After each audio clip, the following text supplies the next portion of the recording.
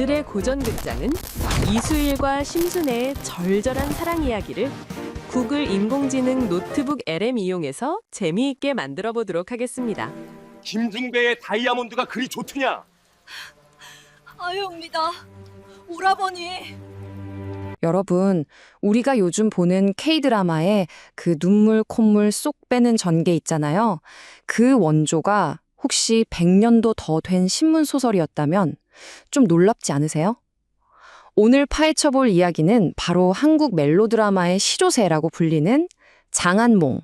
네, 바로 그 이수일과 심순의 이야기입니다. 아니 근데 진짜 이상한 게 있어요.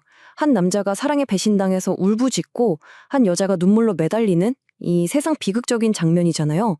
근데 이게 어쩌다가 오늘날 한국에서는 코미디의 단골 소재, 심지어 하나의 밈이 되어서 우리를 웃기고 있는 걸까요? 바로 이겁니다. 이 슬라이드 딱 보시면 아시겠지만 이 이야기는 완전히 다른 두 개의 얼굴을 가지고 있는 셈이죠. 한쪽은 1910년대 사람들을 펑펑 울렸던 처절한 비극이고요.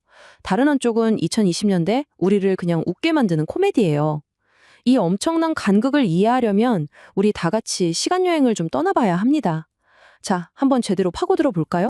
자, 우선 모든 것의 시작이죠. 100년 전 원작이 대체 어떤 이야기였는지부터 한번 짚어보겠습니다. 이야기 구조는 보시는 것처럼 총 5단계로 아주 그냥 착착 진행되는데요. 1단계, 뜨겁게 사랑을 약속한 두 사람이 있었죠. 그런데 2단계, 갑자기 부자 라이벌이 다이아몬드를 들고 나타납니다. 결국 3단계에서 순애는 돈을 선택하고요. 배신감에 불타오를 슈일은 4단계에서 복수의 화신으로 변해버리죠. 그리고 5단계, 온갖 고난 끝에 두 사람이 마침내 재회한다는 정말 요즘 드라마 뺨치는 극적인 구조를 가지고 있습니다. 그리고 이 이야기의 모든 감정이 폭발하는 하이라이트가 바로 대동강변에서의 이별 장면입니다. 여기서 이수일이 심순애를 향해 그 유명한 대사를 외치죠. 김중배의 다이아몬드가 그렇게도 탐이 나더냐. 이 대사 진짜 한 번쯤은 들어보셨을 거예요. 이 한 문장 안에 사랑, 배신, 질투, 돈에 대한 욕망까지 모든 게 다 들어있는 거죠. 그런데 말이죠. 바로 이 지점에서 우리가 전혀 예상치 못했던 첫 번째 반전이 등장합니다. 이렇게나 한국적인 한과 정서를 담고 있는 것 같은 이 이야기가 사실은 한국에서 시작된 게 아니라는 겁니다. 네, 맞습니다. 깜짝 놀라셨죠? 이소일과 심순의 이야기의 진짜 뿌리는 무려 1890년대 영국의 대중소설이었어요. 자, 이 표를 한번 보세요. 이야기의 여정이 한눈에 쫙 들어오죠? 영국의 소설이 일본으로 건너가서 금생야차라는 이름의 초대박 베스트셀러가 되고요. 이게 다시 한국으로 들어와서 우리가 아는 장안몽으로 재탄생한 겁니다. 영국에서 일본으로 또 일본에서 한국으로. 와, 정말 글로벌한 여정 아니에요? 근데 여기서 핵심은 바로 이겁니다. 한국판으로 넘어오면서 아주 중요한 변화가 생겼다는 거예요. 그러니까 일본판은 사회가 문제다, 이런 비판적인 느낌이 강하고 결말도 좀 찝찝하게 끝나요. 그런데 한국판은 아시죠? 우리가 좋아하는 거. 두 주인공의 감정선에 훨씬 더 집중하고 관객들이 원했던 그래도 사랑이라는 식으로 딱 화해하는 결말을 만들어낸 거죠. 이게 바로 한국에서 초대박을 친 결정적인 이유였습니다.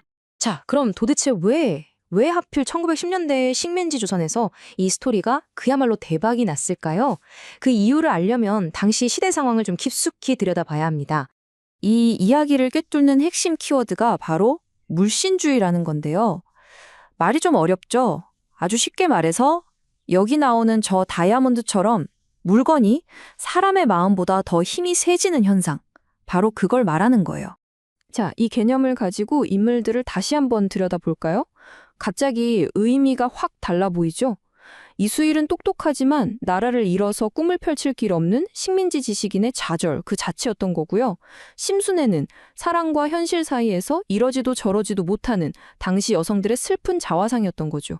그리고 저 다이아몬드, 저게 바로 모든 걸 돈으로 바꿔버리는 무서운 자본주의의 상징이었던 겁니다.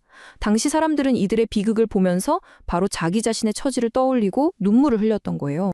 자, 이제 거의 다 왔습니다. 다시 현재로 돌아와서 마지막 퍼즐 조각을 맞춰볼 시간이에요. 100년 전의 그 뜨거운 눈물이 어떻게 오늘날 우리의 웃음이 될 수 있었을까요? 이 타임라인에 보시면 이 이야기의 생명력이 얼마나 대단한지 알 수 있습니다. 1913년에 신문 소설로 시작해서 연극 모델을 휩쓸고 수십 년간 영화관의 흥행 보증수표였죠. 그러다가 80년대 텔레비전이 보급되면서 코미디 프로그램의 단골 패러디 소재로 자리를 잡게 된 겁니다. 바로 이 지점이 이 모든 변화의 핵심입니다. 100년 전에는요, 모두가 심순애를 향해 손가락질했어요. 어떻게 신성한 사랑을 돈 때문에 버릴 수 있냐고요. 그런데 지금 우리는 어떤가요? 오히려 야, 솔직히 능력 없는 이수일보단 돈 많은 김중배가 현실적인 선택 아니냐, 이런 농담을 하잖아요. 그쵸?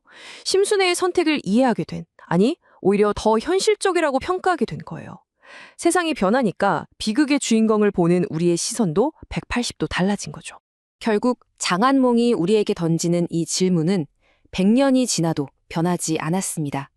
사랑이냐 돈이냐, 여러분이라면 어떤 선택을 하시겠어요? 이 오래되고도 새로운 질문에 대한 답은 아마 우리 각자의 마음에 달려있겠죠. 시청해주셔서 감사합니다.